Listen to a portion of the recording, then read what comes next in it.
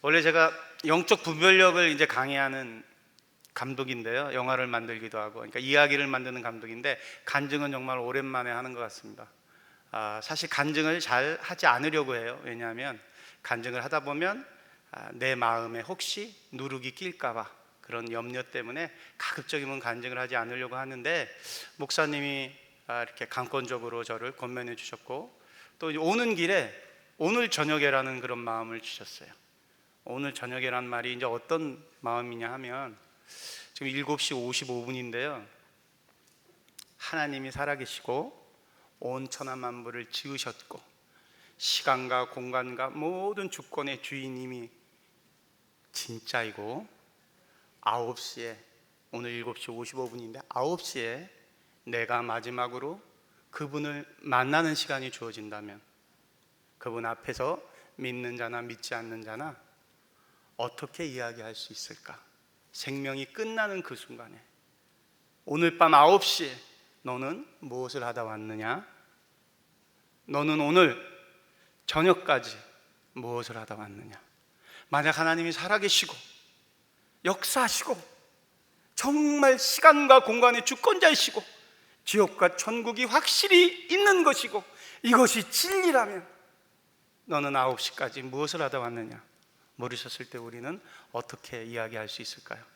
제가 믿지 않았던 시절의 이야기를 하면서 제 이야기를 말씀드리려고 해요. 사실 영상을 많이 준비했는데 영상은 가급적이면 하지 않겠습니다. 저는 코미디 전문 작가예요. 이렇게 보시기에 좀 웃기게 생겼나요? 제가 괜찮아요 이런 충청도 코미디가 제 전문이었습니다. 제가 이제 우리 아버지를 굉장히 미워했던 아들인데요, 우리 아버지와 나와의 이야기는 잠시 후에 들려드릴 텐데, 그 아버지에게 얻은 게 하나 있다면 아버지가 충청도였기 때문에 충청도 사투리를 얻었어요. 할겨 말겨, 된겨 아닌겨, 이런 얘기를 하려고 쓰진 않았지만 그래도 기억나는 에피소드가 하나 있는데요. 충청도 분들은 굉장히 은유적이고 비유적이세요. 비유. 그래서 만약 목사님이랑 저랑 이제 친구이고 목사님이 팽이를 치고 계세요. 그러면 저도 팽이를 치고 싶어서 목사님한테 가면서 팽이 치는 목사님한테 이렇게 물어봐요. 뭐다는겨? 팽이 치고 있는데. 그러면 팽이 치던 목사님이 저를 힐끔 보고 나랑 놀기 싫으면 팽이를 열심히 치시면서 아무것도 아니오. 이게 충청도 코미디입니다. 이런 코미디를 썼어요. 그래서 최양락이라는 개그맨과 그 부인 되시는 팽현숙 씨, 또 김학래라는 개그맨과 그 부인 되시는 임미숙 형수, 이 두 분을 실제 부부잖아요. 실제 부부를 바꿨어요. 바꿔서 슈퍼차 부부라고, SBS에서 방송됐던 슈퍼차 부부라고, 그래서 실제 부부인데 극 중에서는 이제 부인이 바뀐 거예요. 그래서 좀 짓궂은 최양락 선배가 극 중에서는 자기 부인이에요, 임미숙 씨가. 그런데 실제는 형수죠. 근데 막 만져요. 어떻게 뭐라고 온 게, 어이구 오늘따라 왜 이렇게 이뻐? 이러면 이제 김학래 선배가 하지 마 임마, 아이고 아무리 방송이지만 이거 너무 심하다뇨? 이렇게 해서 마치 다투는 것처럼 이런 코미디를 썼던 사람이에요. 그런데 겉으로는 이렇게 웃는 코미디를 썼던 사람, LAR이라는 시트콤 혹시 기억하시나요? LAR이랑 그 다음에 오박산의 사람들, 오지명 선생님 나오는 시트콤 기억하시나요? 이걸 기억하시면 연세가 좀 계신 겁니다. 이런 코미디를 썼던 사람인데 제 마음은 굉장히 슬프고 두렵고 분노에 찼던 사람입니다. 제가 66년생이에요 84학번이고요 학교를 일찍 들어갔어요. 7살에 들어가서 좀 일찍 학교를 다녔는데요, 저희 어머니가 제 손을 이끌고 왕십리에 있는 어떤 교회 앞에 딱 서셨어요.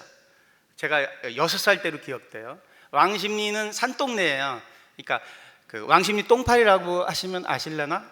왕십리는 서울에 있는데요, 지금은 굉장히 좋아졌죠. 한양대학교가 있는 그 동네예요. 그런데 옛날은 왕십리 똥파리라고 그래서 파리가 들끓고, 저는 이제 도시 빈민촌의 아이였어요.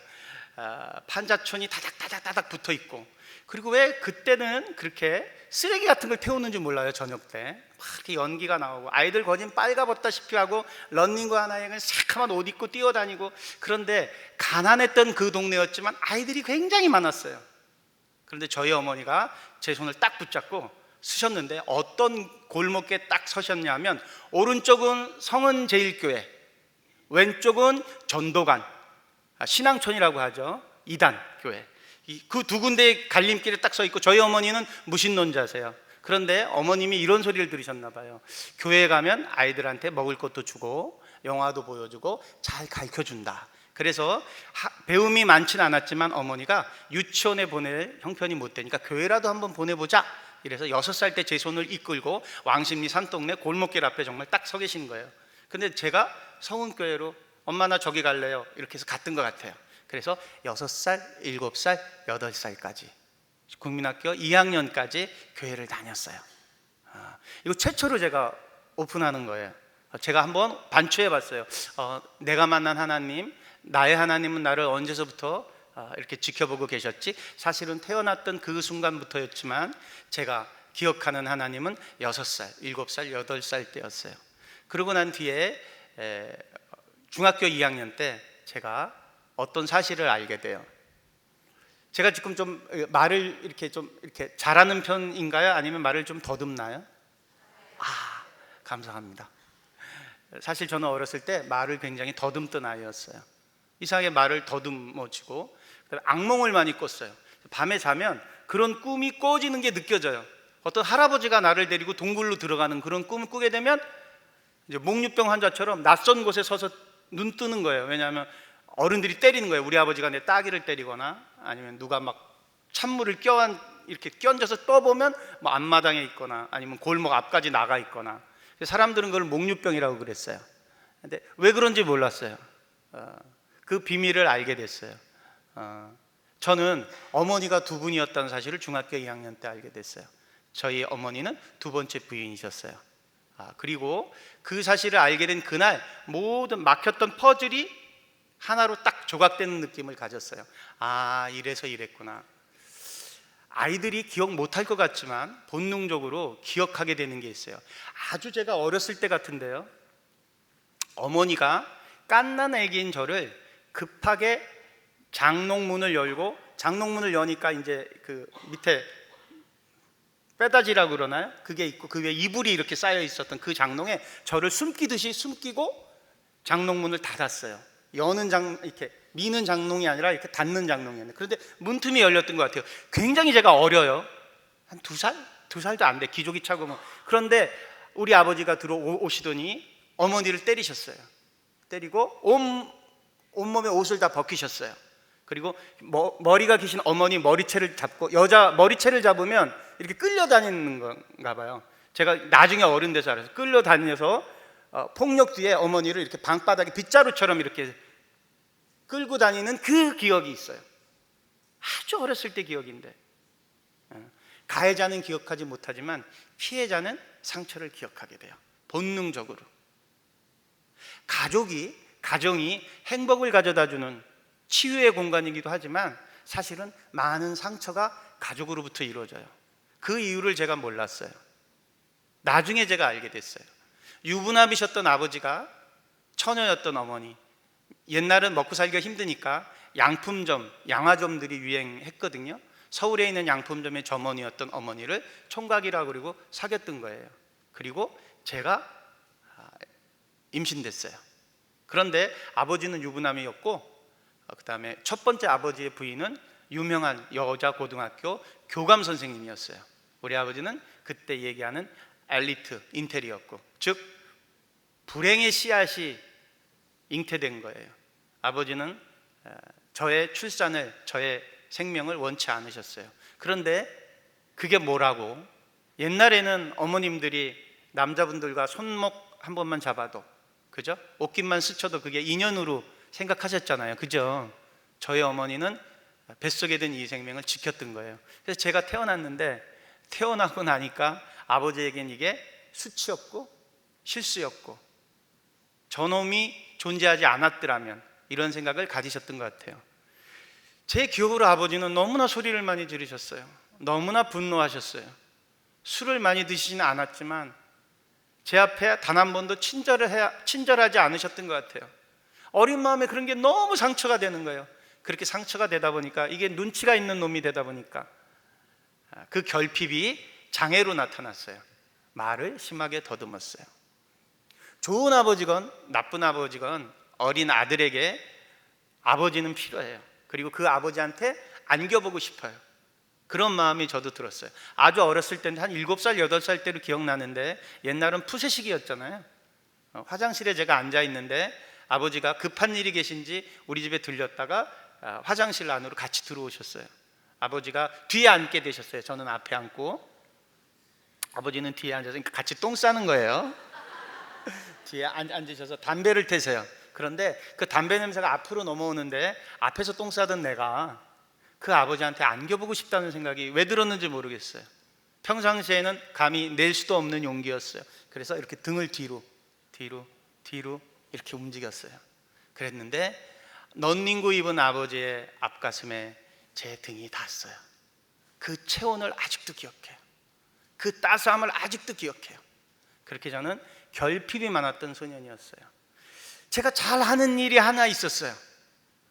이야기를 좋아하고 글 쓰는 걸 좋아했어요. 그리고 철이 들고 나서부터 저는 아버지에 대한 분노, 복수에 차 있었어요.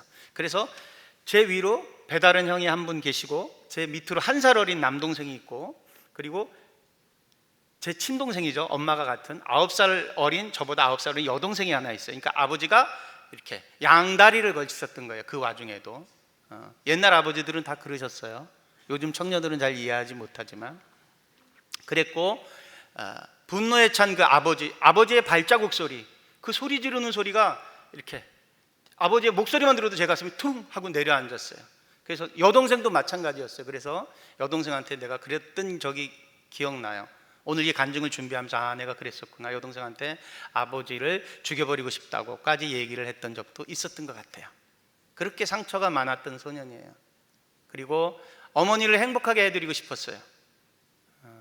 소가 도살장 끌려갈 때 눈치가 있잖아요. 그죠? 죽으러 가는 길인지 알잖아요. 저는 친가집 식구들 만나는 게 너무 싫었어요. 그런데 명절 때마다 꼭 우리 어머니가 억지로라도 보냈어요. 아마 두 번째 부인으로 사는 여자에게 그 가문에 제대로 된 호족에 올리고 싶어하는 그런 여러 가지 결핍이, 그런 욕망이 저를 그 자리로 가게 했는지도 몰라요. 저는 그런 게 너무 싫었어요. 너무 싫었고, 그 결과 어머니를 기쁘게 해드려야겠다는 생각으로 살았어요. 살았고, 대학을, 이제 제가 글 쓰는 거 좋아하니까 글 쓰는 대학을 갔어요. 근데 제가 영어 수학을 굉장히 못했어요. 영어 수학을 못해서 그건 이제 글이다시피 하고, 남들이 영어 수학 공부할 때 저는 필사라고 하죠. 이렇게 그 유명한 소설가 선생님들이 글을 그대로 베껴 쓰는 일을 했어요. 그때 제가 처음으로 칭찬을 들었어요. 서울 예대를 나왔는데요, 학생들 수준은 굉장히 낮았지만 교수님들이 굉장히 유명하신 분이셨어요. 차범석 선생님이라고, 리얼리즘 연극의 최고의 어르신, 그분이 이제 은퇴하시고 나이가 많으셔서 70이 넘으셔서 타 대학의 총장까지 다 역임하시고 본인의 모교인 서울예대에 와서 후학들을 이제 목양하기 위해서 마지막으로 계셨던 차범석 선생님, 광장이라는 소설의 최인훈 선생님, 또 오기원 선생님, 하여튼 당대 최고의 선생님들이 서울예대에 계셨어요. 그리고 수사반장 홍 변호사를 쓴 윤대성 선생님도 계셨어요. 면접을 보는데 다른 아이들은 어쩌고 저쩌고 얘기하는데 저는 할 이야기가 없어요. 왜냐하면 아버지가 미웠기 때문에 저 혼자 아르바이트를 해서 집 생활에 굉장히 많은 도움을 줬거든요. 여동생은 제 힘으로 한번 공부를 가르쳐보겠다. 그러니까 아버지에 대한 그런 분노가 복수로 막 꽉 찼던 소년이었거든요. 그래서 제가 살아온 이야기를 하는데 괜히 서름이 북받쳐서 울음을 터뜨렸어요. 그랬더니 그 노인네 어르신 차범석 교수가 이렇게 걸어 나오시더니 약간 울먹거리고 있는 저를 꼭 안았어요. 하면서 귀에다 대고 이렇게 얘기했어요. 너 같은 사람이 작가 되는 거야. 그 격려의 말 딱 들을 때 제가 이 생각이 딱 들었어요. 아, 나는 붙었구나. 그러고 난 뒤에 처음 들은 칭찬이었어요.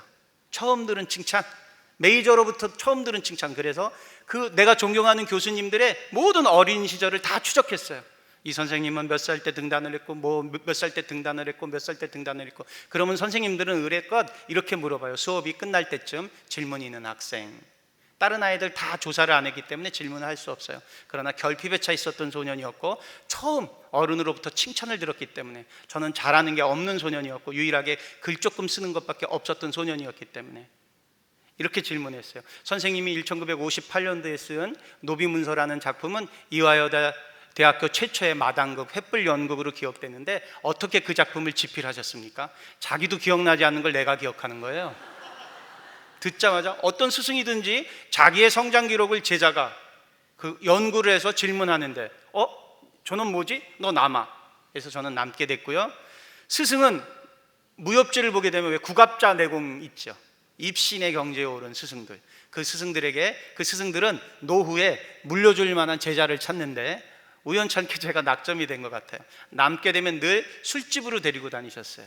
술집으로 데리고 다니시면서 그때 김성자 선생님, 기타 등등의 유명한 연극 배우들과 사케집 같은 데서 약주를 드시면서 제가 제일 말석에 있는데 선생님들이 그래요. 저 친구는 누구예요? 그러면 어쩌면 작가가 될지도 모를 아이, 이렇게 얘기해 주셨어요.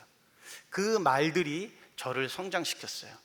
상처 많았던 소년이 스승으로부터의 칭찬으로부터 회복되기 시작했어요. 그래서 제가 대학교에서 강의를 할 때 정말 제가 봤을 때 제정신에 제가 이렇게 인사를 하기 싫은 청년들이 있어요.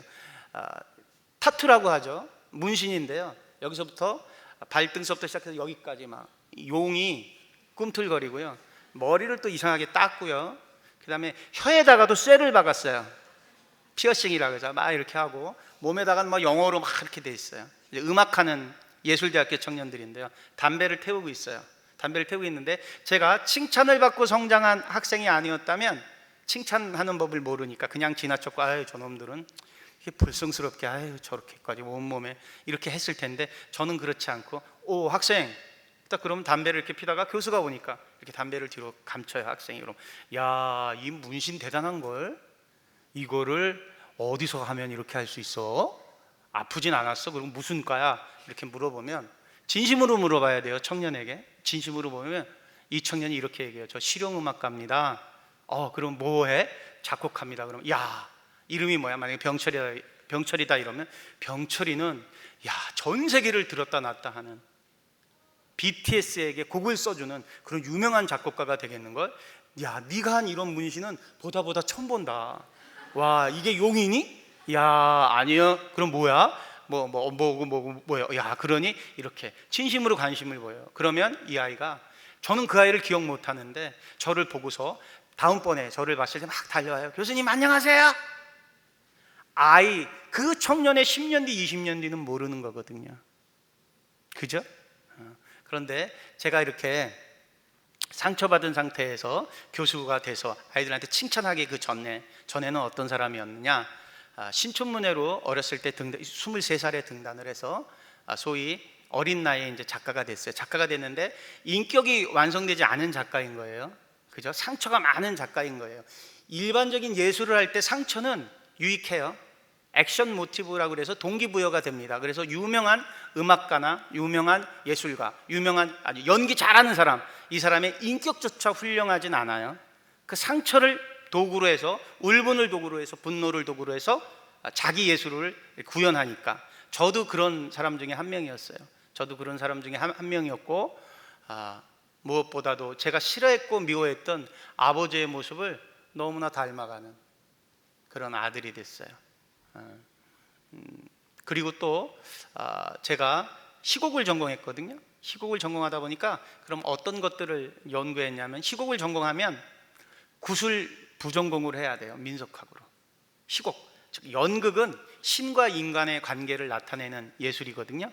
신과 인간의 관계를 제의라 그래요. 제의. 제사 지내고 막 그러는 거 있죠. 제의. 그것을 하나님을 만나기 전에 일반적인 사람들은 특히 대한민국은 샤먼의 나라죠. 샤먼. 그래서 저는 제석굿을 연구했어요. 쌀의 신이죠. 그런 것들을 연구하고 방송작가가 되고 나서 정말 운 좋게 좋은 선배님들을 만나서 첫 번째 썼던 시트콤이 오박산의 사람들이라는 시트콤이 대박을 쳤어요. 공동 집필 했던 작품이지만, 그리고 또 LAR이랑이라는 작품도 꽤 많은 인기를 끌었어요.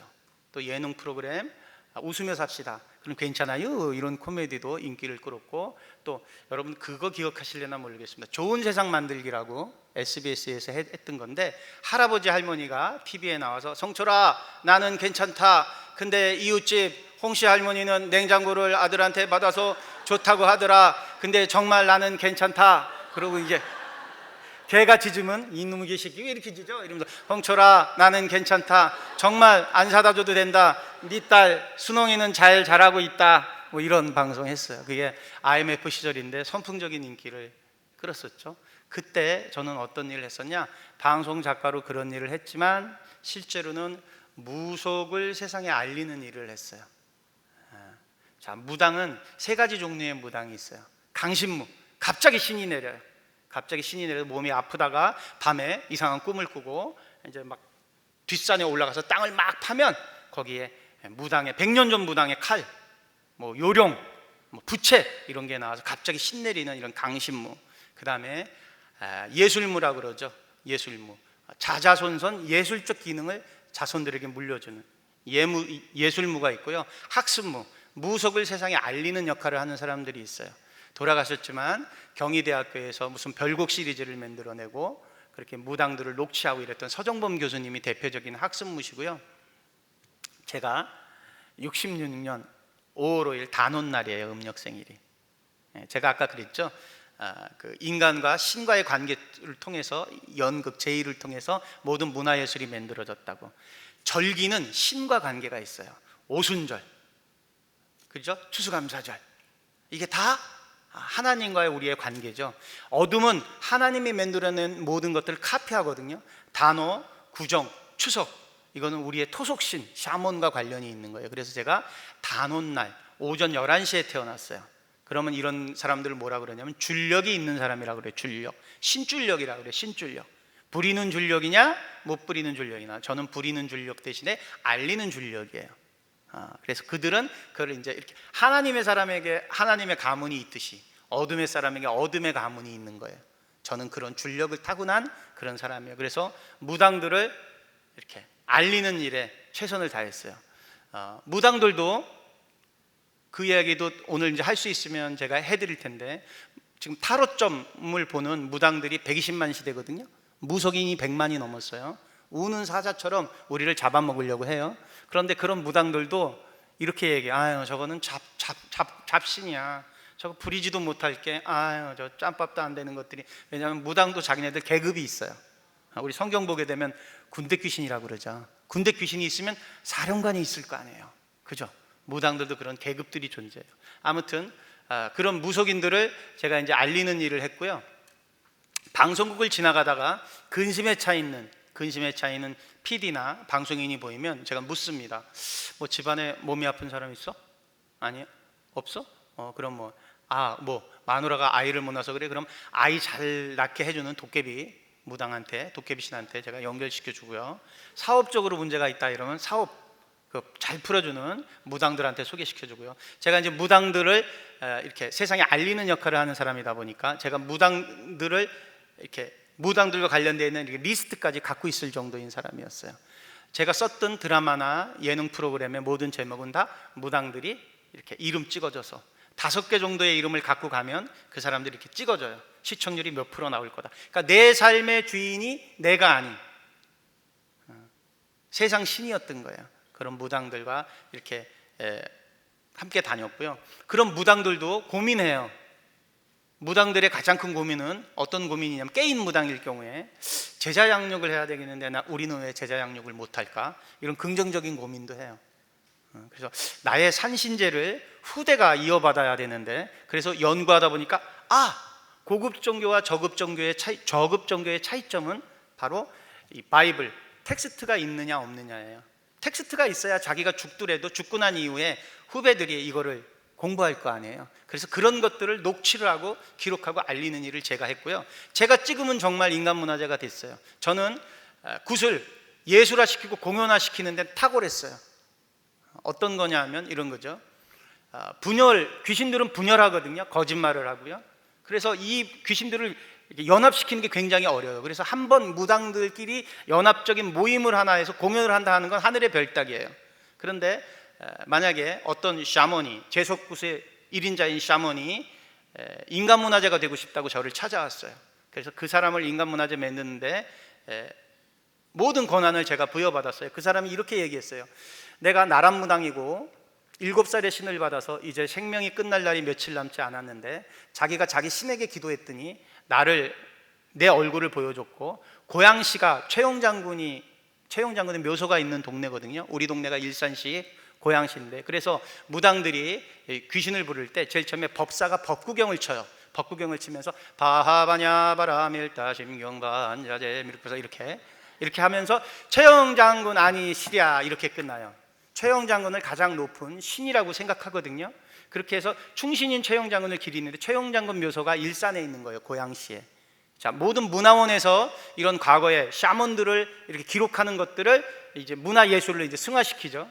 아무튼 그 일을 계기로 해서 어떤 노인네를 제가 만나게 됐어요. 그 노인네가 그 현장에 서 계셨고요. 저는 구경하러 갔는데 그 노인네가 이렇게 제 앞으로 다가오더니 이렇게 얘기하는 거예요. 자기가 일주일째 여기 앞에 서 있었고 자기를 인간문화재 만들 사람은 나래요. 자기가 꿈에 내 얼굴을 봤대요. 그러면서 알 일이 있을 거라고. 그래서 제가 그분을 돕게 됐어요. 승무를 추면 승무가 이렇게 꽃가를 쓴 채 이렇게 쫙 깃을 내리는 춤인데요. 이분이 정말 춤을 잘 추시는 분이셨어요. 그런데 내가 이렇게 딱 보니까 30cm가 좀 부족해요. 그래서 내가 할아버지 이거 30cm 늘려요. 그리고 저는 그냥 왔어요. 그랬더니 일주일 뒤에 그 할아버지 부인이 전화가 왔어요. 아유 선생님, 우리 영감이 선생님 30cm 늘리라고 한 거 그거 연습하다가 죽게 생겼어요. 50년 동안 1m 50cm로 춤을 췄는데 제가 30cm 늘리라고 그러니까 이게 안 맞는 거예요. 그래도 귀신의 영이 제가 실리니까 그런 무당들한테 인간문화재가 되고 싶으면 내가 시키는 대로 해라 이렇게 제가 명령할 정도였어요. 그게 저는 귀신을 제가 부린다고 생각했어요. 근데 나중에는 제가 그런 사람들의 전화를 받지 않으면 단 1분도 단 하루도 살 수 없는 그런 사람이었어요. 자, 그럼 그런 분들을 어떻게 인간문화재를 만들어주냐? 그런 사람들의 공연을 음지화되어 있는 공연, 굿땅에서 있는 그런 공연을 양성화시키는 일을 했어요. 세종문화회관이나 호화마트홀, 예술의 전당 같은 데서 그런 무당들이 구슬할 수 없거든요. 그런데 제가 그거를 예술로 승화시켰어요. 어떻게 예술로 승화시켰냐면 귀신들이 연합하기가 어렵다고 했잖아요. 그래서 이 할아버지가 만약에 제속굿을 제일 잘하는, 승무를 제일 잘 추시는 분이면 12명의 무당이 합쳐져야 한 무대가 만들어져요. 구성이 12마당이기 때문에. 그러면 대한민국에서 제일 첫 번째 마당, 두 번째 마당, 세 번째 마당을 제일 잘하는 사람들 다 섭외하게 했어요. 근데 귀신들이 연합되기 어려워요. 그래서 돈으로 줘서 사오거나 아니면 품앗이로 다음번에 당신이 구슬할 때 이 할아버지가 구슬해주는 조건으로 7번째 이 할아버지가 쓰는데 작두라고 그러죠. 작두, 날선 작두 7단을 세우고 그 위에서 뛰는 거예요. 귀신이 실리면 그렇게 뛰어요. 뛰는데 제가 봤을 때 그 할아버지한테 그랬어요. 할아버지 인간문화재가 되고 싶으면 12단으로 올리세요. 할아버지가 입이 이렇게 벌어져요. 그런데 인간문화재가 되고 싶으면 그렇게 하세요. 당신의 신이 내 말을 들어야 인간문화재가 된다고 했다며 이렇게 귀신의 권세가 제 입술에 실리는 거예요. 도박하는 사람들이랑 몰려다니게 되면 내가 도박하는 눈빛으로 살아요. 개그맨들이랑 몰려다니면 내가 웃긴 사람이 돼요. 교회에 와서 평강의 그리스도를 만나면 내 삶에서 하나님의 향기가 나요. 이렇듯이 귀신들과 다니면 귀신화 되는 거예요. 유유상종이라고 그러죠. 제가 그렇게 해서 그런 할아버지를 부렸고요. 자, 이 할아버지를 인간문화재 만들어주기 위해서 최고의 무대를 만들어야 됐어요. 그러면 제가 어떻게 하냐면 대한민국에 상주한 외국인 대사와 외국인 부인에게 영문으로 편지를 썼어요. 한국에 주재하면서 한국의 한 샤먼의 눈물이 무엇인지를 알지 못하면 진정한 한국 사람들의 면모를 모른 채 너는 떠나는 것이다. 한국 사람들에게는 하늘과 바람과 구름과 비, 천둥과 번개, 이 모든 것들이 다 심벌화되어 있다. 그것이 국꽹가리 징장고다. 그것이 함께하는 이 샤먼의 무대를 보지 않으련 이러면 99% 그 공연에 외국 대사들이 찾아왔어요. 저는 이걸 최대의 상품화시키는 능력을 갖고 있는 거예요. 스토리를 만들어내고. 그리고 공중파에서는 이 방송이 안 되니까 아리랑 TV 같은데 연락을 해서 한국의 굿을 예술화시키는, 전 세계에 알리는. 그래서 12마당을 제가 만들고요. 그때는 저는 귀신이 안 무서우니까 할머니가 이렇게 물항아리를 쥐고 막 이렇게 돌거든요. 할머니 네 바퀴 더 돌아, 왼쪽으로 도세요. 막 이렇게 연출자니까 제가 저 할아버지 저거 혀에다 칼을 그렇게 대면 각이 안 쓴다니까 더 내밀어 봐요. 막 이렇게 그런 식으로 막 귀신을 제가 부렸습니다.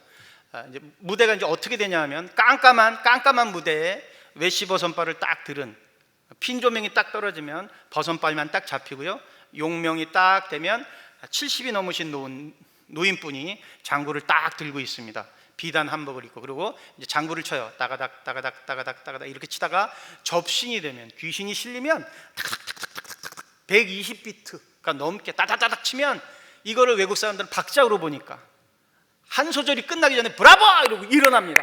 그러면 저는 뒤에 서 있다. 오케이, 오프닝 성공. 기록 딱 하고. 제일 큰 셀러머니 7단 작두 타는 거, 창호지를 쫙 떨어뜨려서 얼마나 날이 섰는지 창호지가 쫙 갈라지게 하고, 사과를 떨어뜨려서 쫙 갈라지게 한 다음에 7단, 8단, 9단, 10단, 11단, 12단 완전히 카타르시스가 끝까지 정화됐을 때 텐션이 탁 터지게끔 이렇게 해서 공연화 시켰던 일을 했던 사람이었어요. 그랬는데 이 일이 이제 알려지게 되니까 무당들이 저를 스카우트해요.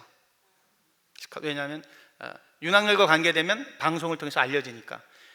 한번 방송을 타서 알려지게 되면 3년, 4년, 5년 예약이 밀리는 거예요. 방송의 힘이 그래서 무서워요. 그죠? 방송에서 뭐 하나 나쁜 음식이라고 그러면 한순간에 안 사 먹게 되잖아요. 그죠? 뭐 유명한 음식점들 한순간에 뜨게 해줄 수도 있고 근데 망하게 할 수도 있잖아요. 사람도 그러해요. 방송이 이렇게 미혹시키는 그런 권세를 갖고 있어요. 이제 그랬고, 그러다 보니까 무당들이 저를 찾아오면, 귀신들이랑 다니니까 제가 귀신의 권세가 있게 됐다고 그랬잖아요. 탁 보면 느낌으로 아는 거예요. 할아버지는 손굿을 못 하시기 때문에 절대로 인간문화재급이 아닌데, 돈을 아무리 갖다 줘도 안 된대, 이렇게. 이런 일을 제가 했었어요. 이런 일을 했었는데, 그래서 이 무당들이 컨소시엄을 구성해서 드라마 제작사를 차려줬어요. 만약에 그 드라마 제작사가 잘 됐다면 제가 이 자리에 서지 못했을 거예요. 돈은 많이 벌었는데 굉장히 불안했고요. 소변을 보면서도 누군가가 나를 쳐다보는 것 같아서 계속 뒤를 계속 돌아볼 지경이었어요. 그랬는데 그때 세 분의 사람이 찾아와요, 저를.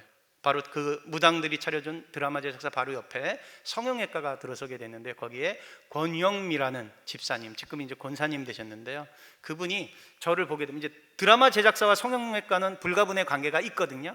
드라마 제작을 하면 연기자들이, 연예인들이 왔다 갔다 하니까 성형외과와 이제 연계가 돼서 함께 이렇게 진행해야 될 일들이 있거든요. 그런데 그 권사님이 그러시는 거예요.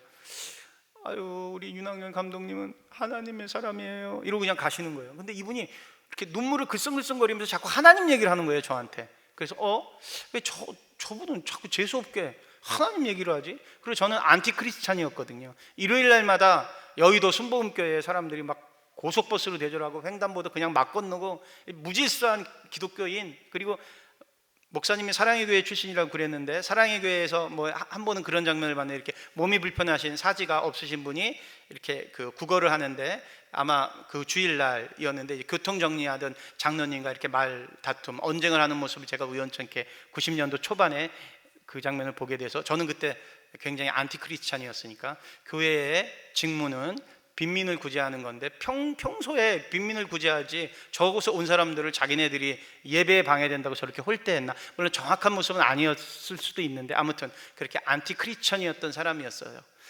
그랬던 사람이었고, 무속인들 인간문화재 만들어주던 사람이었는데, 이 권영미 권사님이란 분이 저한테 자꾸 하나님 이야기를 하는 거예요. 그래서 근데 그분을 뭐라고 그럴 수가 없는 게, 그분이 저한테 하나님 이야기를 할 때 눈에 눈물이 그릉그릉거려요. 아유, 윤 감독님. 그래서 뭐라고 이 아줌마 이렇게 얘기하다가 그 눈물을 보고 제가 말을 못했고요. 같은 붙어있는 건물이다 보니까 제가 이렇게 가다가 그 권사님이 보이면 이렇게 벽에 숨었어요. 이렇게 봤어요. 저 아줌마 갔나?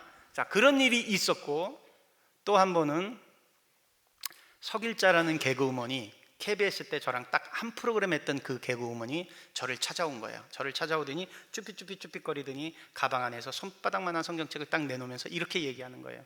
나의 하나님이 기도를 하는데 감독님에게 이 성경책을 갖다 주라고 하세요. 매일 아침마다 감독님을 위해서 기도했습니다. 이 성경책을 받아주세요. 이러면서 얘가 우는 거예요. 또 눈물이 글썽글썽거려서. 근데 저 지금 무당들 굿하잖아요. 근데 성경책을 갖고 사니까 재수가 없는 거예요. 그래서 너 왜 그러냐, 남의 사무실에 와서 처녀가 울고 직원들도 쳐다보는데. 근데 이 아이가 눈물을 안 그치는 거예요. 영혼에 대한 긍휼함이라는 걸 이제 나중에 알게 됐고요. 이렇게 권영미라는 집사님의 권면, 그 다음에 석일자라는 개그우먼의 권면 있었는가 하면, 또 한 번은 택시를 타고 여의도에서 반포로 가는데 택시 기사가 갑자기 갓길로 차를 탁 대더니 이렇게 얘기하시는 거예요. 저 손님, 저는 순복음교회 장로입니다.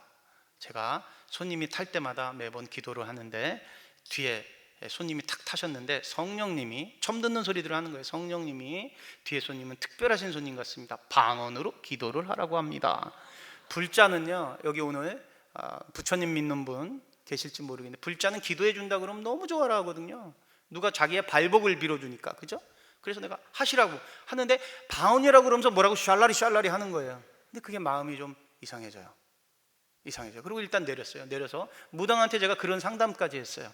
요즘 따라 왜 이렇게 무속인들이 나를 찝쩍찝쩍거리는지 모르겠다고. 하루는 전화가 왔어요. 그날이 저의 운명의 날이었습니다. 전화가 왔어요. 그 권영미라는 권사가, 집사님이 전화해 주셨는데, 카페에서 차 한잔 마시자고. 그래서 아무 생각 없이 김수미 선생님 지인이 운영하고 있는 카페를 딱 갔는데, 카페 안에 계시지 않고 바깥에 서 있는 거예요. 바깥에 서 있더니 이렇게 얘기하는 거예요. 윤 감독님이 너무 귀한 분이어서 신갈에서 오랫동안, 일평생 동안 기도만 했던, 이 불자에게 기도는 중요해요. 기도만 했던 목사님은 아직 아니신데 나이는 많으신 강도사님 부부가 기도를 해주기 위해서 신갈에서부터 여기까지 오셨다는 거예요. 먼 곳에서 왔다, 나이가 많이 들었는데 일부러 목사를 안 따고 기도만 하는 사람이다. 이 불자 입장에서 영검해 보인다고 생각하거든요. 그래서 제가 기도를 받겠다고 그러고 들어갔어요. 기도를 받겠다고 그러고 들어갔더니 이제 그분에게 제가 이제 명함을 드렸더니 그분이 이래요. 제 명함을 보더니 유머러스란 그 무당들이 차려준 명함인데, 그 명함에 예수님의 얼굴이 그려져 있대요. 그래서 제가 화를 냈어요.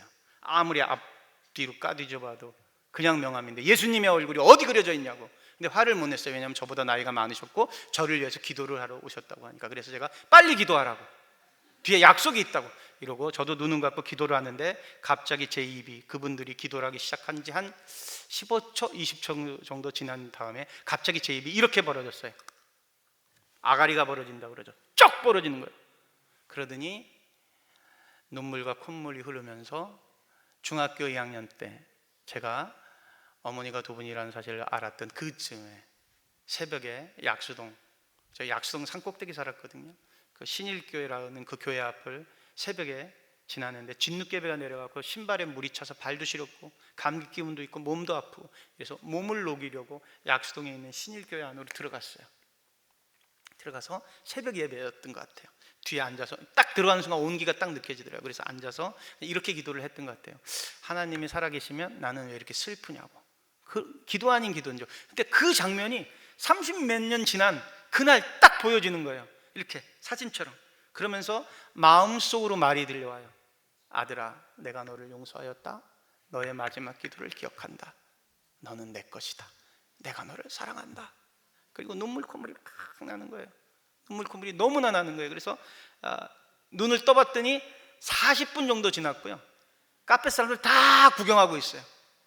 근데 그렇게 눈을 감았을 때 밀려들어오는 그 빛, 그 편안함, 그리고 참외를 먹었을 때보다도 그 더한 달달함, 그리고 구름을 날라보진 않았으니까 모르겠는데 그 가벼움, 그 아주 이루 형언할 수 없는 그런 것들, 그리고 막 바깥에 있는 나뭇잎들이 나한테 클로즈업 돼서 다가오는 듯한 그런 느낌, 귀하고 좋은 거를 갖게 되면, 오늘 이제 저희 집사람이랑 같이 왔는데 가족에게 나눠주고 싶거든요.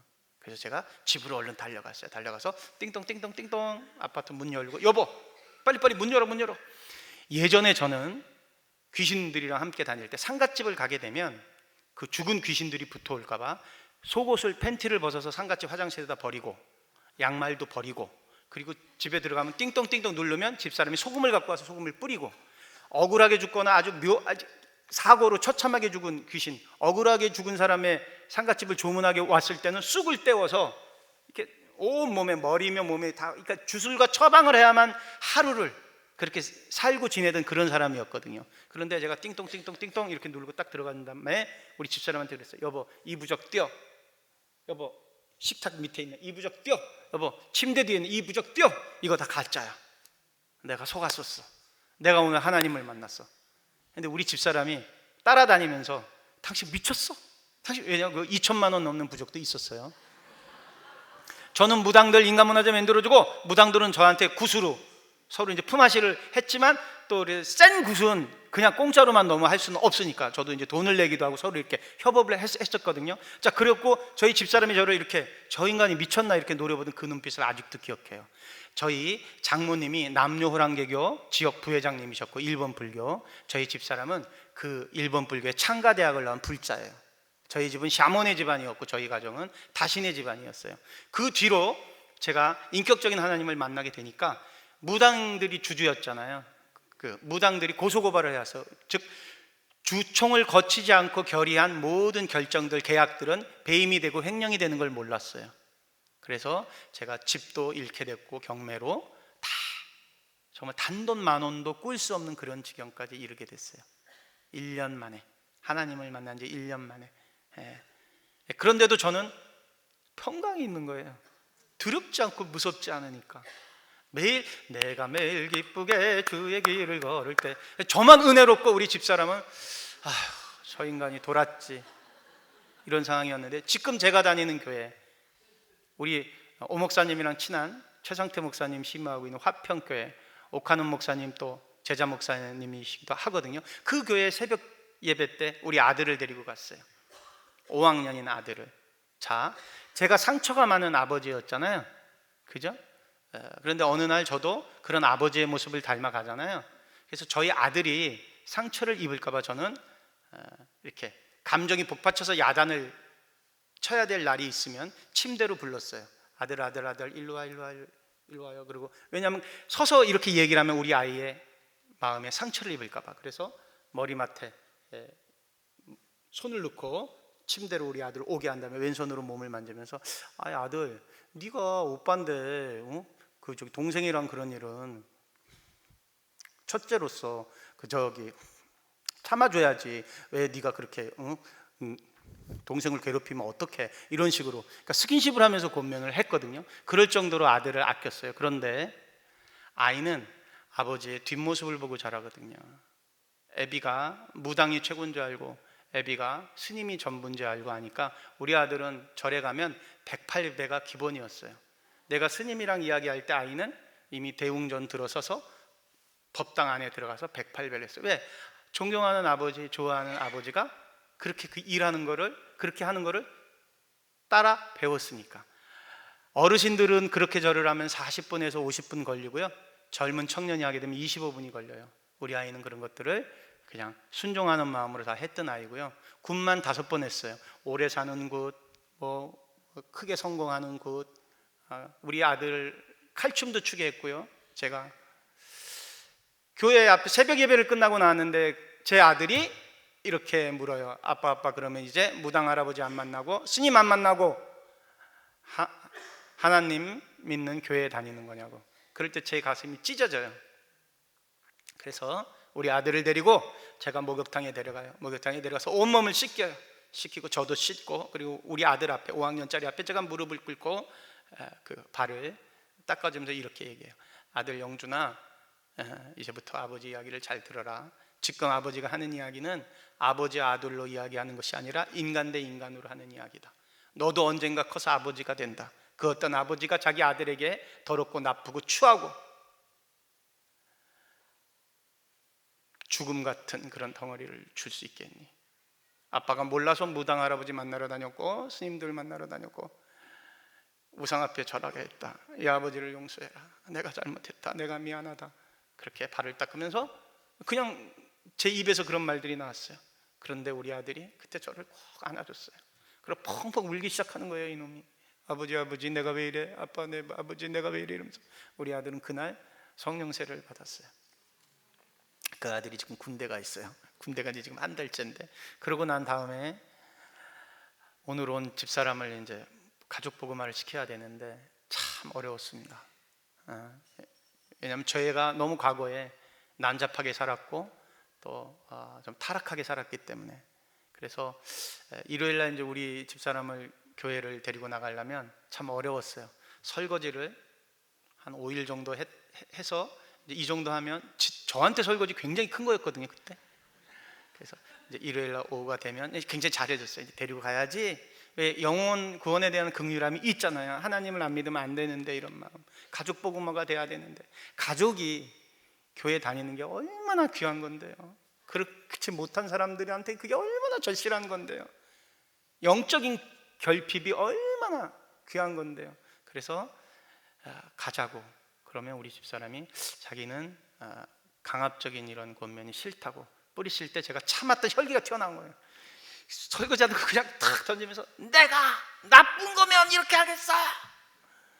내가 정말 하나님의 사랑을 당신에게 알려고 주고 싶다고 이렇게 이랬는데, 그 무당들이 저를 고소고발해서 정말 법정 구속 일부 직전까지 가는 그런 여러 상황 속에서도 하나님이 저를 지켜주셨고, 그런 여러 가지 모습을 보다가 우리 집사람이 사랑의 교회에서, 친구가 사랑의 교회에서 성경 말씀을 공부하는데, 서초동에 있는 오카는 목사님 사랑의 교회 거기 가서 성경 공부를 한번 해보는 건 어떨까라고 얘기. 우리 집사람이 굉장히 지적인 사람이거든요. 이렇게 그 상식적인 사람이고 이성적인 사람이고, 그래서 혹시 그것이 방법일 수 있겠다. 그리고 저는 성경 공부를 하라고 그러고 중보기도를 했어요. 그러더니 어느 날 은혜를 받아 갖고 왔어요. 눈에 눈물이 그릉그릉 해 갖고 왔어요. 아빠, 하나님이 살아계시는 것 같아. 이래서 결국 가족 복음화가 됐고요. 그 장모님은 돌아가시기 직전에 다른 사람 권면은 안 들었는데, 그 아들, 저희 아들 굉장히 좋아하셨거든요. 저희 집에서 간암으로 투병하다가 돌아가셨는데, 운명하기 직전에 우리 아들이 여러 차례 권면을 했지만, 목사님이 권면을 해도 타종교를 믿던, 남녀 호랑교교를 믿던 어머님이 회심하지 않으셨는데, 우리 아들이 할머니 하나님 믿고 천국 가야 돼요. 할머니. 그러니까 이 할머니한테 약점은 손자예요. 이 사람마다 이게 약점이 있어요. 그랬더니 이분이 입술을 달싹달싹거리고 그래 이러고 눈물을 이렇게 한 방울 흘리셨어요. 우리는 하나님을 영접했다고. 그때 이제 목사님도 서 계셨으니까 이렇게 믿었고요. 그러고 난 뒤에 무속인들, 인간문화재민들이던 제가 이제 할 일은 영화나 드라마로 하나님을 증거하는 일이죠. 그죠? 제가 2009년도 9월달 말에 국민일보에, 지금은 부장님이 되셨는데 그때는 차장님이셨어요. 윤중식 차장님과 그 다음에 백성기 목사님, 가수 민혜경 씨의 친오빠 되는 목사님과 저랑 식사를 하는데 YTN에서 뉴스가 흘러가요. 근데 어떤 뉴스냐면, 자장면 배달부가 72만 원 받으면서 5명의 어린이를 돕다가 교통사고로 죽었대요. 그런데 그 사람 딱 보니까 종로교회에서 장례를 치러요. 하나님을 진짜로 믿던 사람이라고 뉴스가 딱 나오는 거예요. 그랬더니 윤중식이라는 차장님이 굉장히 시니컬한 차장님이거든요. 노조도 하시고 저한테 그러는 거예요. 숟가락으로 식사를 하다가, 윤영, 응? 예수를 믿으려면 저렇게 믿어야 돼. 이러고 다시 밥을 먹었어요. 근데 그 말이 그날 밤에 계속 울림으로 다가오는 거예요. 예수를 믿으려면 저렇게 믿어야 돼. 예수를 믿으려면 저렇게 믿어야 돼. 그래서 아침에 깨서 다시 또 기도를 하는데 또 그 사람에 대한 마음을 줬어요. 그래서 제가 114에다 전화를 걸었어요. 양재동에 있는 동보성이라는 중국집 전화번호를 가르쳐달라고. 그랬더니 가르쳐줬고 거기다 전화를 걸었고, 제가 그분이 일하던 중국집을 찾아갔어요. 김우수 선생님이셨고요, 전과 5범이었고 고아였고, 그 다음에 5명의 어린이를 7년 동안 도네이션을 하던 분이셨는데, 그 중국집을 갔더니 정말 한 평 정도 되는 배달 많이 하는 중국집이었고요. 그날따라 불이 나는 거예요. 배달 주문이 몰려와서. 왜냐하면 귀한 일 하다가 돌아가신 분 가게에서 중국 음식 시켜 먹겠다고. 그분은 돌아가시고 안 계시는데, 그래서 그 사장님과 어렵게 인터뷰를 했고요. 그분이 사시던 집으로 갔어요. 그분이 사시던 집으로 갔더니 그 집은 15만 원밖에 안 되는 창문이 없는 고시원이었어요. 그 고시원에서 들어가서 딱 봤더니 구약 817페이지가 펼쳐져 있었어요. 마지막으로 묵상을 하셨던 구절인데요. 여호와는 나의 목자시니 내게 부족함이 없으리로다. 그리고 제가 그냥 사진을 찍고 이제 와서 그 다음 날이 주일이에요.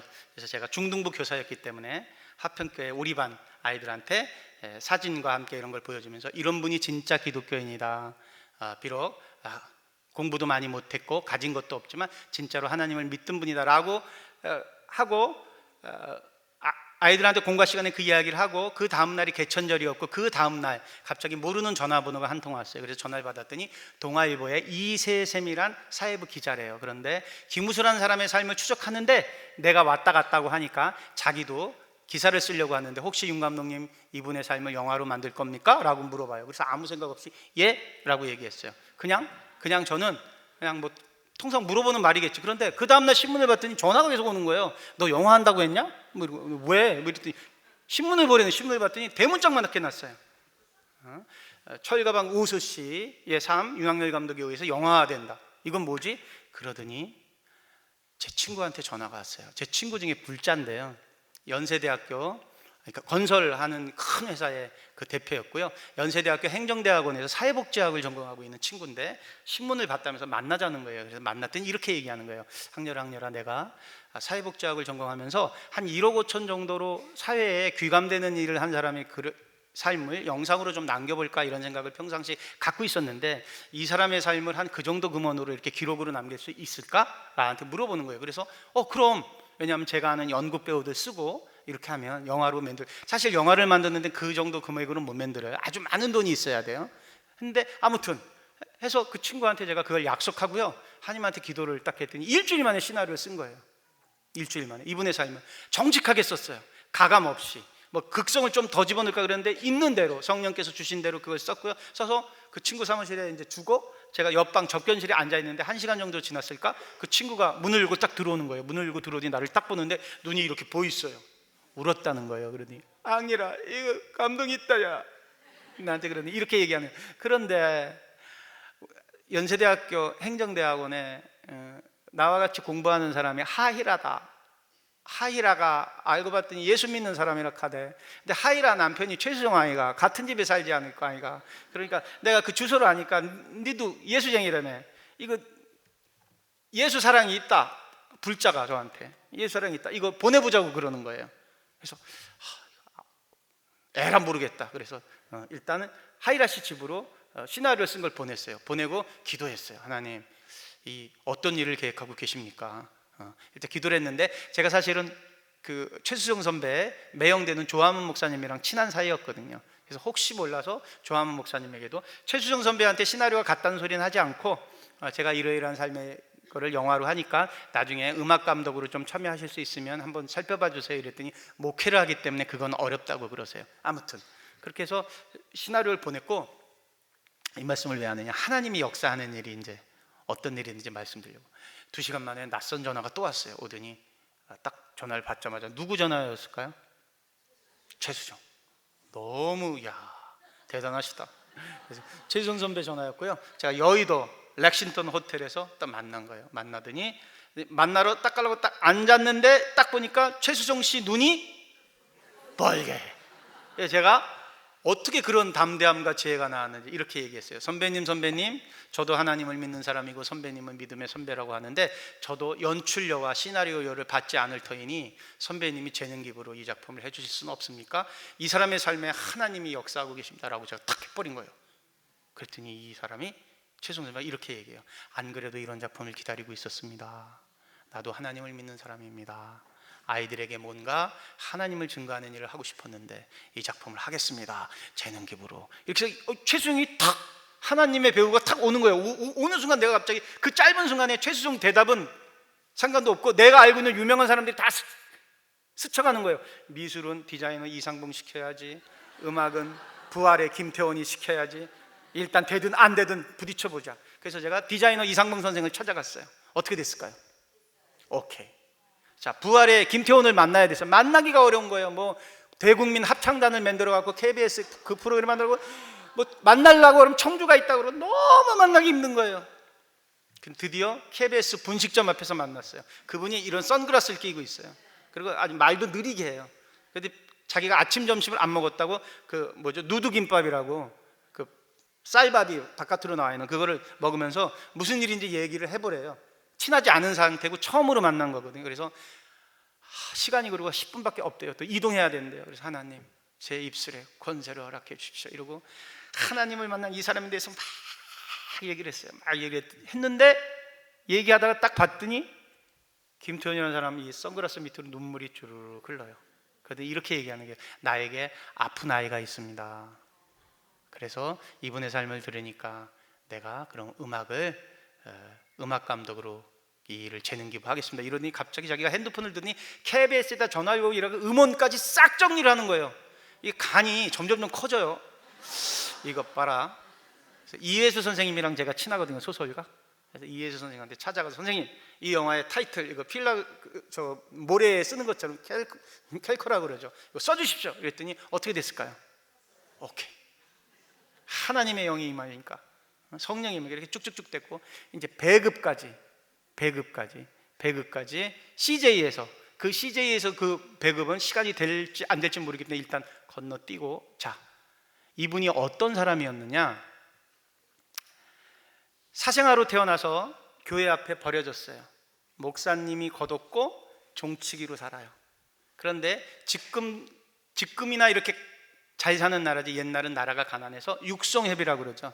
이 돈을 못 내면 아이가 집에 가서 부모님한테 막 벌도 세우고 막 이랬어요. 옛날에는 쌀밥 갖고 오면 선생님이 혼냈어요. 제가 혼분식 세대거든요. 밀가루 빵이나 이런 거 안 갖고 오면 안 됐어요. 그렇게 나라가 가난했어요. 쌀로 술 만들면 잡아갔어요.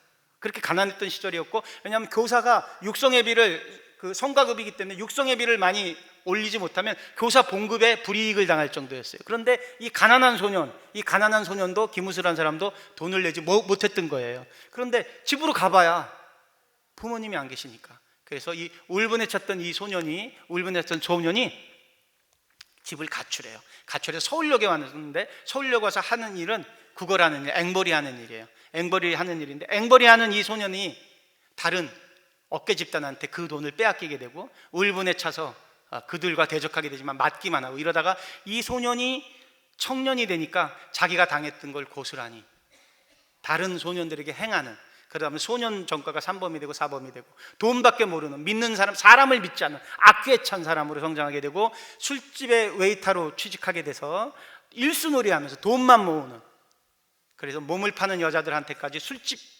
여자들한테까지 돈놀이를 하는 그런 사람으로 살았고, 돈을 제법 모았는데 그 돈을 믿는 선배, 자기와 같은 앵벌이 출신의 믿는 선배에게 맡겼는데, 그 선배가 노름쟁이여서 그 돈을 들고 노름으로 다 탕진하고 중국으로 도망가 버렸어요.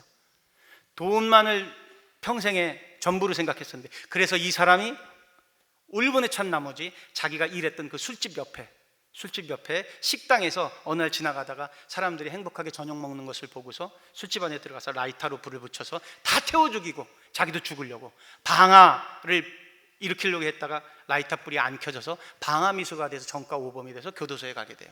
교도소에 가게 되면 교도소 간 사람들도 이렇게 찾아오는 면회객이 있고 또 사식이라는 걸 넣어줘야 왕따를 당하지 않는데, 고아 출신에 아무도 없고 오는 편지도 없는 이 사람이 왕따가 되는 거예요. 그래서 악귀에 처해 있는, 교도소 안에서도 악귀예요. 악귀인데 어느 날 그분들도, 교도소 안에 계신 분들도 운동을 하거든요.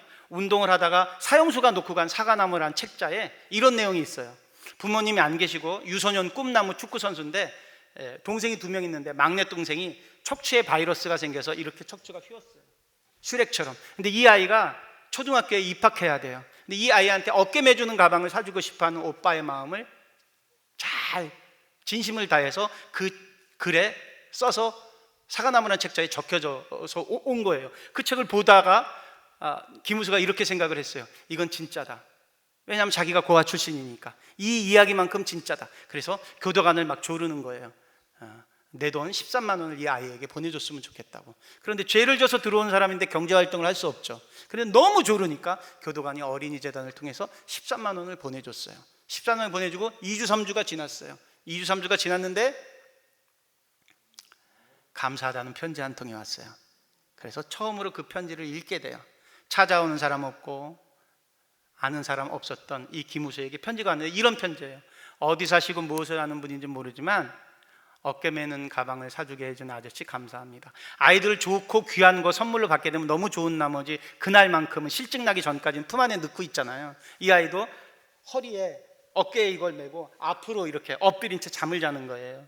그러니까 오빠가 가방을 끌어주려다가 아이가 웃고 있는 듯해요. 그러니까 어디 사시고 무엇을 하는 분인지 모르지만 내 동생을 웃게 해준 아저씨 감사합니다, 감사합니다, 감사합니다라고 편지를 보낸 거예요. 이 감사합니다는 말이 평생 분노로 살았던 김우수의 마음을 찔러요. 쳐요.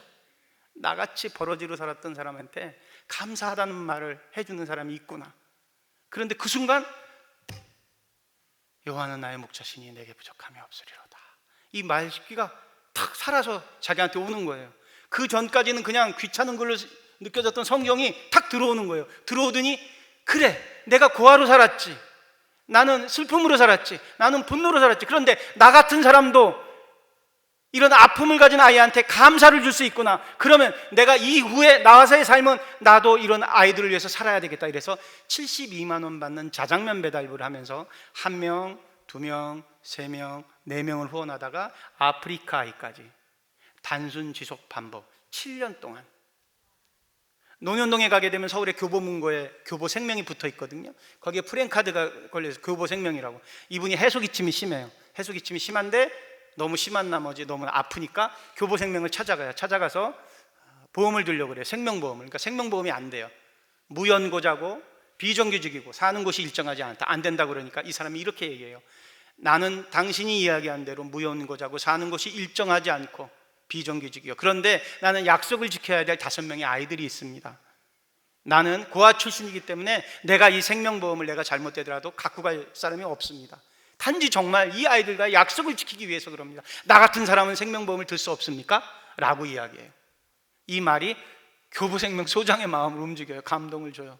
교보생명 소장이 보증인이 돼줘요. 어린이재단이랑 같이. 그래서 당신이 잘못되게 되면 당신의 생명보험으로 아이들을 후원하겠다고. 이 소식이 당시 대통령이었던 이명박 대통령한테까지 알려지게 돼요. 대통령이 아침을 먹자고 초청했어요. 그랬더니 동네가 이제 난리가 난 거예요. 그래도 대통령이 아침 먹자는겨, 지금 출세한겨 김 사장. 예? 근데 양복이 없는 거예요. 작업복밖에. 그러니까 사람들이 아무리 그래도 나라님이 모자는데 그거는 예의가 아닌겨. 이게 우리가 짜장면 이거 해서 서로 옷을 해주겠다 그랬는데 김우 선생이 이렇게 얘기를 해요. 양복을 입고 간들 자장면 배달부인 내 삶이 바뀌겠습니까? 나는 하나님이 주신 사랑으로 충분합니다. 나는 작업복을 입고 가는데 대신 가장 깨끗하게 빨아입고 가겠습니다. 공부를 많이 하신 분도 아닌데, 그죠? 사명이 들어가게 되니까 사람의 삶이 바뀐 거예요. 그래서 정말 웃으면서 대통령이랑 사진을 찍었어요. 사진을 찍었고 이분이 그렇게 5명의 어린이를 후원하다가 짜장면 배달부를 하고 오는 길에 교통사고로 돌아가셨어요. 돌아가시고 비정규직의 무연고자니까 돌아가시게 되면 바로 검사의 지휘 안에 화장을 해야 돼요. 화장을 해야 되는데 중국집 여사장 입장에서는 너무 억울한 거야. 너무 착하게 사는 사람이고 진짜 예수님 믿는 사람인데. 그래서 그 밤중에 검사가 이제 이거 화장터로 가는 그 밤중에 이 고시원 방문을 막 뒤졌더니 KBS 기자 명함 하나가 나온 거예요. 전에 한번 취재하고 간. 그래서 그 KBS 기자한테 전화를 걸어서 자초지종을 얘기했고, KBS 기자가 어린이재단으로 연락을 했고, 어린이재단이 최불암 선생한테 연락을 했고, 최불암 선생하면 그 새벽에 모든 일들이 벌어져서 검사의 지휘 아래 화장터로 가던 이분의 시신이 다시 돌아오게 돼서 시민장으로 장례를 치르게 된 거예요. 제가 이 말씀 드리려고 그러는 게 아니라 오늘 저녁에 2009년에는 어떤 일들이 있었냐면 2009년 2월 달에 김수환 추기경이 소천하셨어요. 2009년 5월 달에 노무현 대통령이 소천했어요. 2009년 8월 달에 DJ 김대중 대통령이 소천하셨어요. 2009년 9월 달에 세상 사람들이 아무도 모르는 그 누구도 기억하지 않던 김우수라는 사람이 소천했어요. 하나님은 누구의 삶을 기쁘다, 고맙다, 수고했다 여기였을까요? 세상적으로 뛰어난 것이 아무것도 없는 사람이에요. 슬픔이 많고 분노로 쌓여있고 억울함이 많고 증오의 대상에도 이 사람이 누구를 만나니까? 하나님을 만나니까. 말더더미에 열등의식에 가득 찼던 내가 하나님을 만나니까, 하나님 보시기에 김수환 추기경의 삶, 짜장면 배달부 김우세의 삶, 어느 삶을 더 귀하다고 생각하실까요? 하나님을 만나게 되면요, 고난이 축복으로 변해요. 가난한 게 부유해져요. 그런데 돈을 많이 버는 부유함이 아니라 환경적으로 가난한 건 변하지 않지만 김우수 선생처럼 그리스도의 평강이 본질적인 삶을 바꾸게 해요. 상처가 많았던 소년을 하나님을 믿지 않으면 그 상처에 대한 컴플렉스로 다시 가족에게 피해가 입혀지게 되는, 내가 아버지의 삶을 그렇게 미워했던 내가 그 아버지와 똑같은 삶을 내 아들에게, 내 딸에게 원인도 모르게 증거하지만, 원인도 모르게 상처가 대물림이 되지만, 하나님을 만나게 되면 고백을 통해서 그 상처가 치유되게 돼요. 내가 우리 아버지를 용서하지 못했다고요. 그런데 하나님을 만나게 되니까 우리 아버지의 삶이 극률해 보이게 됐어요. 1936년생인 우리 아버지, 6.25 전쟁 때문에 갑자기 소년가장이 된 우리 아버지, 팔남매의 생계를 져야만 된 14살 소년에게 그 하루는 얼마나 고단했을까.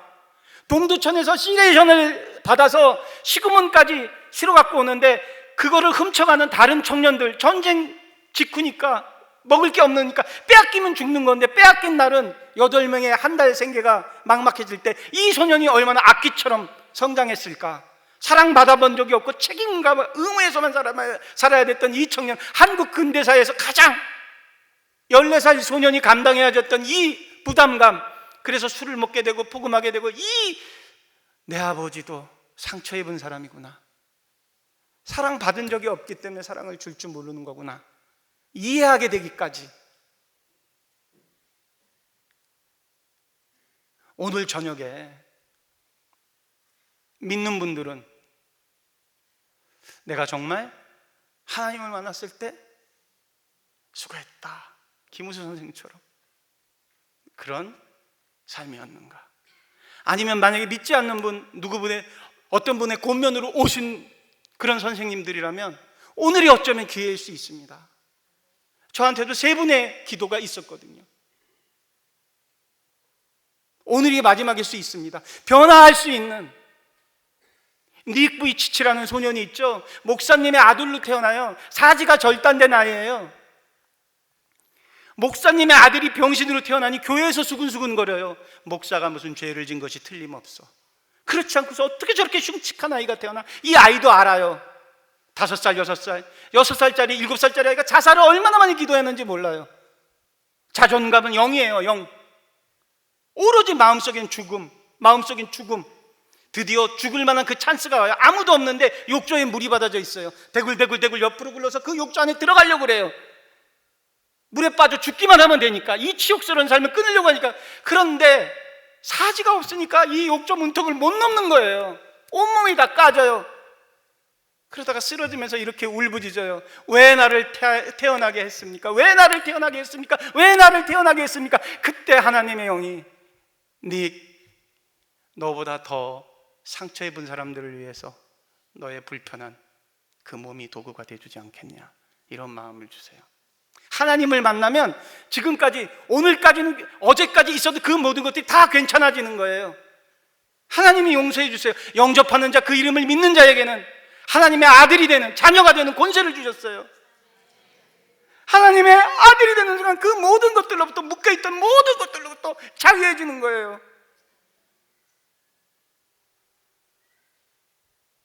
자유해지게 되면 성령님이 어떻게 사용하시냐 하면, 어렵고 힘들었던, 세상 사람들은 그게 상처가 되고 컴플렉스가 되거든요. 분노로 쌓였던 그것을 통해서 사용하세요. 실제로 사람들이 이야기하지 않을 뿐이에요. 아버지로부터 상처가 있었던 사람들은 그 상처가 도구가 돼서 같은 상처 입은 사람을 치유해요. 다른 사람은 치유할 수 없어요. 이런 분들도 계세요. 암이라는 못 고치는 질병이 저한테 왔어요. 하나님을 믿지 않는 사람은 항암 치료하다가 뭘 하다가 정말로 처참하게 말라서 죽어가요.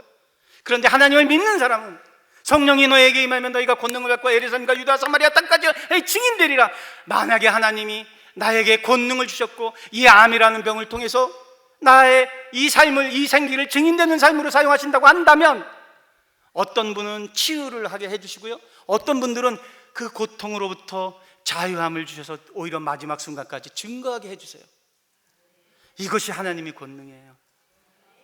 혹시 어저께까지 소리 질렀던 아버지, 어저께까지 남편을 미워했던 어머니, 혹시 지금 이 순간 아버지로부터 상처, 어머니로부터 있는 상처, 어려운 가정환경, 기타 등등의 것들로 힘들어하는 분이 계시다면 바로 오늘이 하나님을 인격적으로 만나고 그 상처로부터 자유함을 얻게 되는 그날입니다.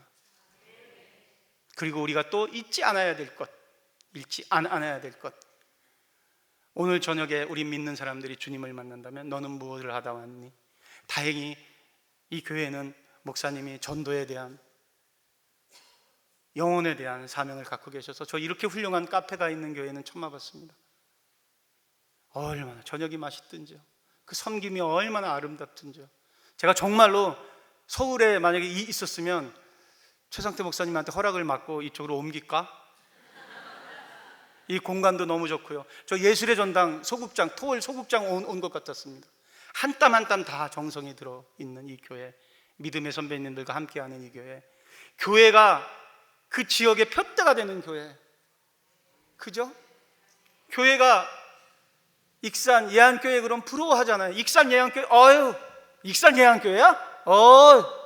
제가 1919 유관순을 만들었잖아요. 1919 유관순 보셨죠?